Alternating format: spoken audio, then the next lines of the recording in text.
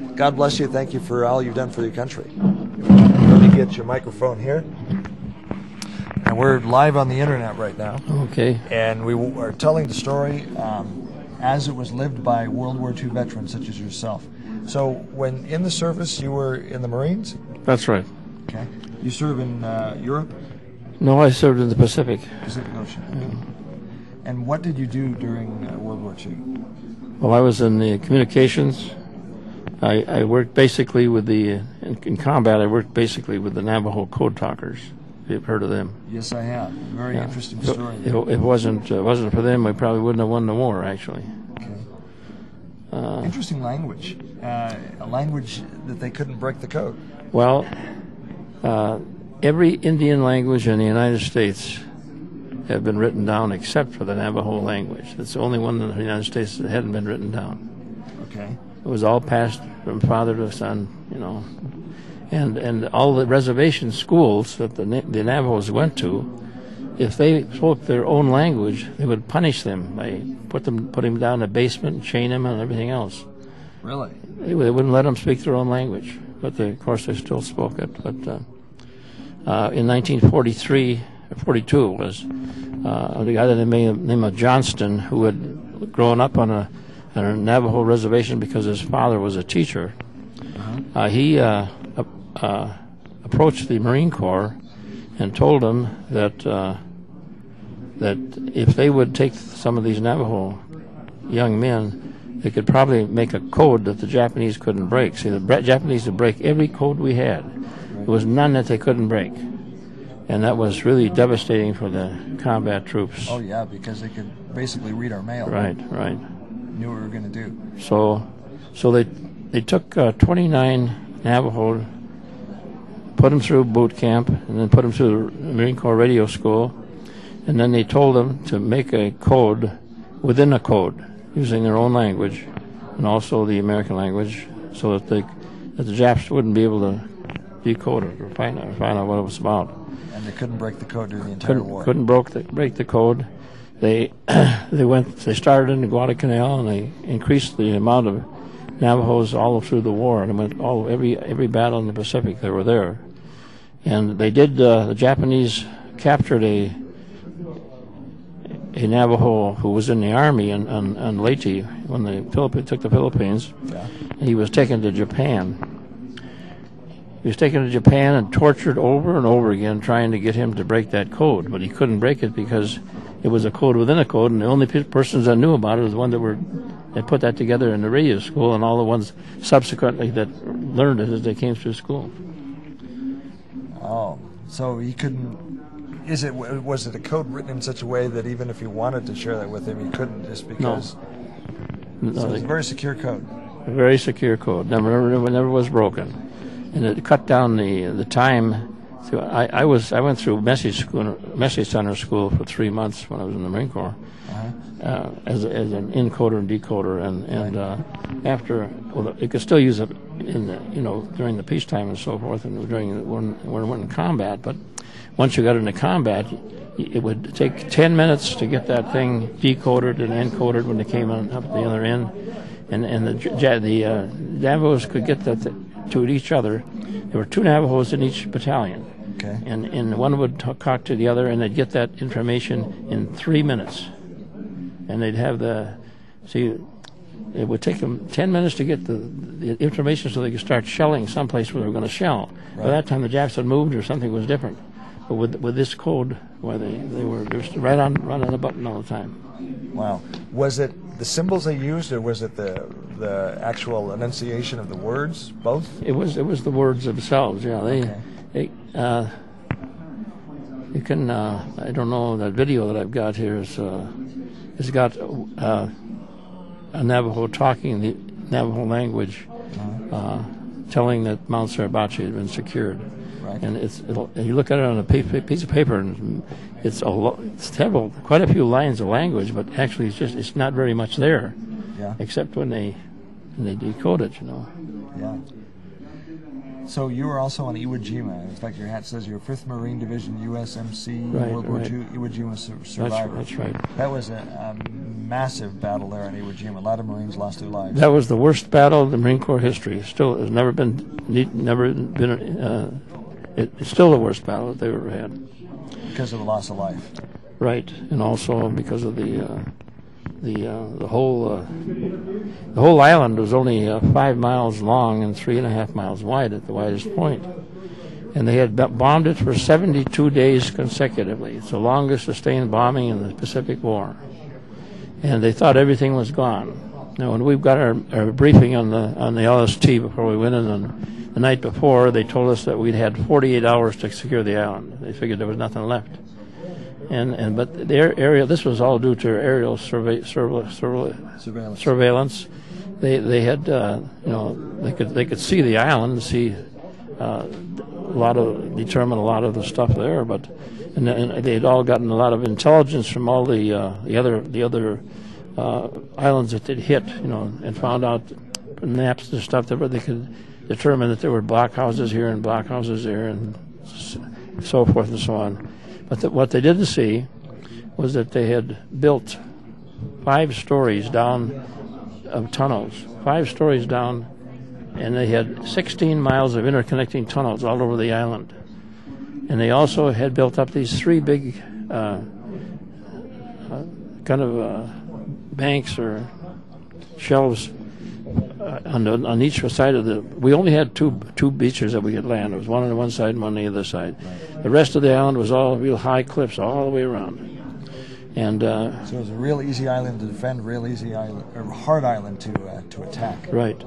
And then these terraces that they built, they were 15 foot high and 15 across and 15 up again. The 3 of them that were, and there was all this black lava sand, and that lava sand was just like if you put your foot in a silo full of wheat, it would sink right in.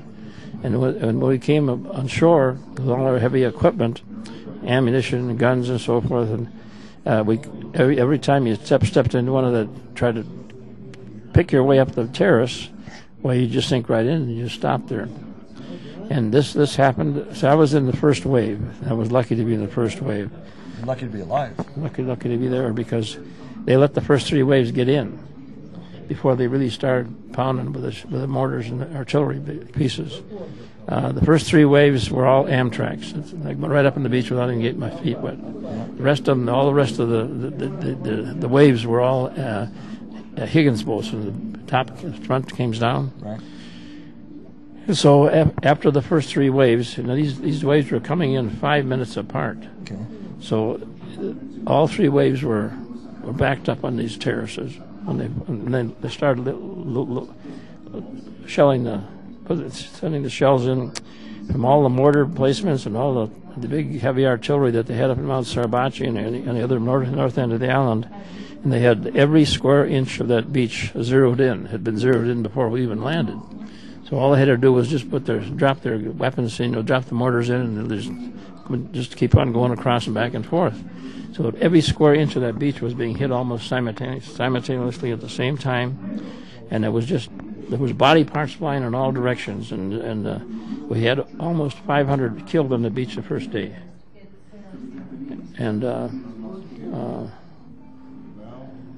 so it's kind of interesting in that's what happened during Vietnam as well, is that the enemy went underground. And that was a significant problem for the American forces in Vietnam. And that was a big reason why it was so difficult to take Iwo Jima, where they could bomb it for so long and they survived. Yeah, the Vietnamese had all those tunnels underneath the ground too. Well, you're blessed to be alive. Oh, very lucky to be alive. Well, you have the Purple Heart, so were you wounded at Iwo Jima? Yeah, it was. I landed on the 19th day of February, and on the 9th of March, I was working with a Navajo code talker. His name is Willie Nota, and he and me were digging a foxhole on top of a small hill, and we saw these artillery spotters coming back through us, and the Japs must have spotted them too. And they let 350 millimeter mortars go, just bing, bing, bing, just like that, right on one side of the hill, one side of the other side of the hill, and one right on top of us. and right in front of Willie was from here to that camera in front of me, and it blew him straight up in the air. They could see his body flying way up in the air, about 25 feet, and when he came down, his right leg was gone, and he was filled with shrapnel, but he was still alive. But he died, and I understand he died on the way back to the field hospital. But because I was directly behind him, if I would have been inches to either side, I would have got killed. But because I was directly behind him, he took the full blast, and I was blown back into a shell hole about 15 feet away, and got a bad concussion, and knocked unconscious, and just got a small head wound. And so I was taken back into down to the beach, to the hospital down on the beach, and they kept me for 3 days, and as I wasn't wounded enough, bad enough to ship off the island, they put me back in the front line. I spent the rest of the 36 days there, and a lot of guys were wounded 3 or 4 times, and as long as they hadn't been wounded bad enough to ship them off the island, they put them right back because we didn't have any men left. Practically all of our officers were dead or wounded, and practically all of our NCOs and so forth, and all these they were cleaning out the camps in the United States and sending them over there immediately, and a lot of these kids just got out of boot camp and they weren't trained, and they didn't last more than a day, they were dead, and so it's just it was a meat grinder. It was terrible. It was really terrible, And Willie Noda was just 19 years old when he was killed. Just before we left the States, he got married, and his wife had a baby girl while he was overseas, and he'd never seen her except pictures. Yeah. And so after the war, my platoon, when we went across New Mexico or Arizona, we'd look for her, and we never did find her until about 10 years ago. We were having a platoon reunion in Dallas, Texas, and we found out that she was going to the University of El Paso and studying to be a psychiatric nurse, I guess it was. And so we got a hold of her, and we had her flown over to Dallas, and we spent 5 days with her and showed her pictures of Willie, and told her all about her father, whom she'd never seen. And because the reason we couldn't find her is her wife, or her mother remarried, changed the name, and then they had a big house fire and burned up everything of Willie's records, everything about him, just burned everything up. So she didn't know anything about him. So then we got the 5th Marine Division Association, the scholarship fund, and we got her a scholarship to help her through college. Okay. Iwo Jima, what was the key in taking that island? Just the sheer amount of people we threw at it, or what really turned the battle for us there? Well, a lot of people thought that when that flag went up on Suribachi, that was the end of the battle. That was only the 3rd day. Most of it was left yet, but that was a kind of a turning point, because once they secured that island, that hill, it was only 550 feet tall, an extinct volcano, but it was kind of, a lot of places on the inside where they had tunnels, and big places where they had big guns stashed in there, and they had big iron steel doors that they could open up and shove the guns out on tracks, and then shoot and then put them back in and close the doors again. And once we secured that hill, that mean we weren't going to have any more stuff coming down from here. It was just like shooting us, just like shooting. It was ducks in a barrel. Yeah, it was really, for them looking down on us. Well, they could shoot anywhere they want, and it was really murder. And so once we got them secured, then we just had the fire coming from the other end of the island. Now that picture of the flag going up on Mount Suribachi in Iwo Jima it's become very iconic for a picture of just American persistence and perseverance and patriotism. Did you see that flag go up? From what I understand, most people at Iwo Jima did see that flag go up. I seen the first flag go up. Right. Now that was replaced by 2 hours later with a larger flag. Okay. The first flag, I never saw the second flag, the one that Joe Rosenthal took a picture of. I never saw that. You seen the first one, and once it went up, all the ships out in the bay were ringing their bells and shooting out their whistles and everything. Everybody could hear it all over the whole island. Everybody was so elated about it, and so it was a huge morale booster. Yeah, it really was. And of course, the 6 men that raised the first flag, 3 of those were killed before they got off the island, and the 6 men that raised the second flag, 3 of those men were killed before they got off the island. So there was only 3 men left in the second flag, and they were taken back to the States for war bond tours. Yeah. And they raised many millions of dollars because of that picture, just that picture, you know, and talking. And if it hadn't been for that, I don't know if you know this, but the United States was broke. They didn't have any money to buy any more weapons, any more ammunition, anything. I mean, if they hadn't raised all those millions of dollars, we would have been, I don't know what happened. Probably would have lost the war. Wow. So that picture really saved a lot. I mean, that picture was something. The next morning, and all the pages across the United States it was on, and everybody had a big morale boost because of it. Pearl Harbor, that's what we're remembering today, because it was 70 years ago today, the Japanese attack on Pearl Harbor. Were you in the Marines event at that point, or did you join afterwards? No. I was when the war started. I was only 15 years old. Okay. So I didn't come into the Marine Corps in 1943.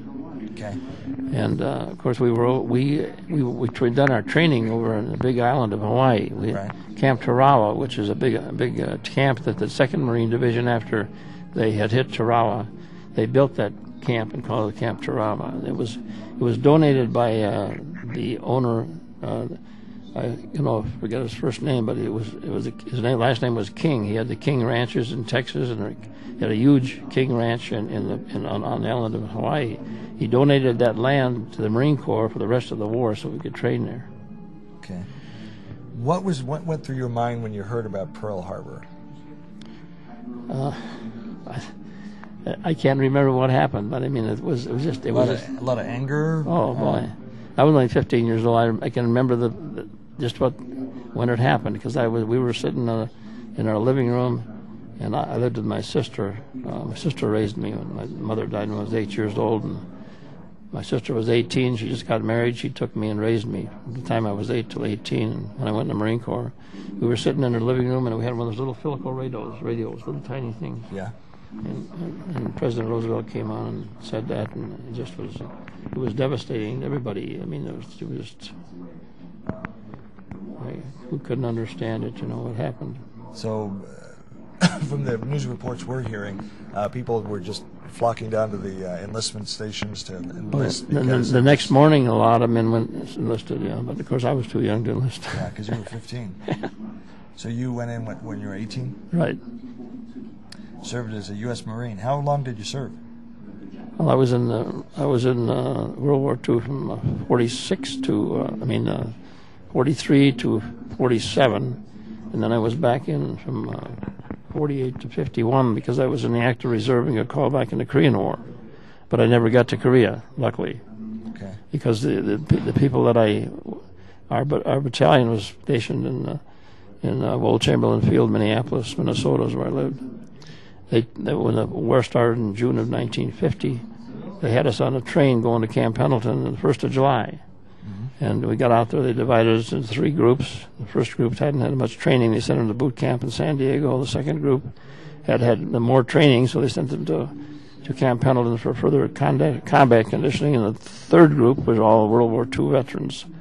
And they kept about 10 of us back. They gave us a big examination. They kept about 10 of us back. Because we had something wrong with us. It was my heart, I guess. They figured there was something wrong with my heart, so had to re-examine us the next day. But the rest of the guys, the World War II veterans, they were sent over by plane to Korea immediately, right the next day. And half of those guys got killed in the Chosun Reservoir, so I was very lucky that I didn't get over there. Wow. What lesson should we learn from, first of all, Pearl Harbor? Well, I think that probably we'd better be more vigilant. A lot of those things that you probably read in the paper this morning about the myths. Did you read about that? I didn't read them, but what I was looking at was I was pulling the archive from the video that we're playing on the other side of the room right now. Is a lot of the airmen, they were working on planes and they were looking up as the Japanese airplanes were swooping in to dive bomb. They had no idea what they were. No. We were totally caught flat-footed. We were totally unaware.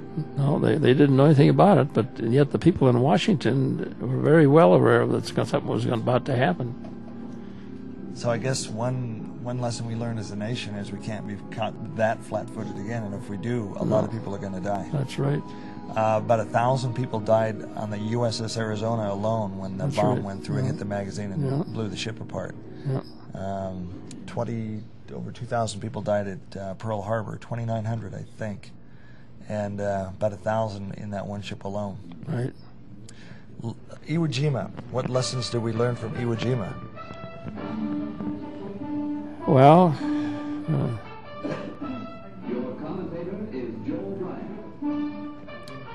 don't give up, I guess, is one lesson. Well, I think that we should never try to outguess the enemy because we don't know what they're doing. I mean, we didn't know anything about those caves down below or anything about the interconnecting tunnels and all that stuff. So that it was just a big surprise to everybody. And those after the 36 days were over and we pushed them off the Catano Point way up in the north end of the island, everybody thought the war was over because all the firing had stopped. So all the people down in the tent camp on the beach, there was a lot of 51 pilots down there, a lot of whole hospital was down there, and the corpsmen and a lot of people that were working on the bringing supplies in and so forth. They were all going to get their first night of real good sleep. So they didn't. That's another thing. They should have had an armed guard all the time, no matter what. Even when the war is over. I mean, this is ridiculous because there was no guard on. And during the night, about 250 Japs came from all parts of the island because they had those tunnels. Yeah. They all met together, and they came out, and they attacked this tent city. They just cut the tents open with their sabers, and they killed 44 airmen before they even got out of their sacks. And so they had a big fight there, probably about 2 or 3 hours, and they finally killed most of them, 217, I think it was.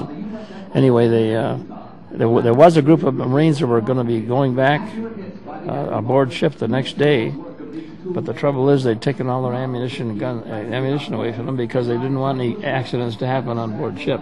And so they were flat-footed. Again. Vigilance is what you need. Yeah. Let me reach across here. Turn down the video just a little bit.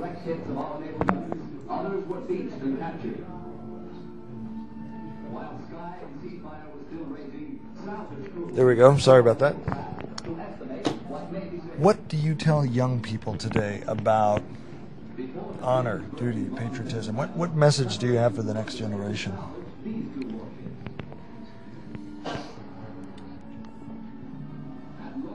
Well, I think that every generation that comes up, I think everybody should, all the men and the women too, should be indoctrinated in all the things that have happened to us in the wars previous, and they should be very vigilant about what's happening. And I think that the best thing that they could do for any young man or young woman would to be to spend a little time in the service. If they went in the service, went through boot camp, it would probably change a lot of their lives. A lot of these kids are on drugs and doing things that they shouldn't be doing, and I think that the going into a boot camp and being trained as a serviceman, it would help an awful lot of them get on the right track. Okay. Myron, thank you very much, sir, for the service to your country. You're welcome. Thank you for serving with the Marines, and glad you made it off Iwo Jima. And one of the things that we need to remember is that there were a lot of people in Pearl Harbor, a couple thousand, that didn't make it. A lot of people didn't make it off Iwo Jima. And these are men and women, in some cases, that fought and died so that we could be free. And this generation is described as the world's greatest generation because they stopped tyranny from taking over the globe. And we could learn a lesson from the sacrifice they made, and we obviously need to show them that we really appreciate the risk they took and what they did to make sure that you and I are free today. So, sir, thank you very much for what you've done. You're welcome.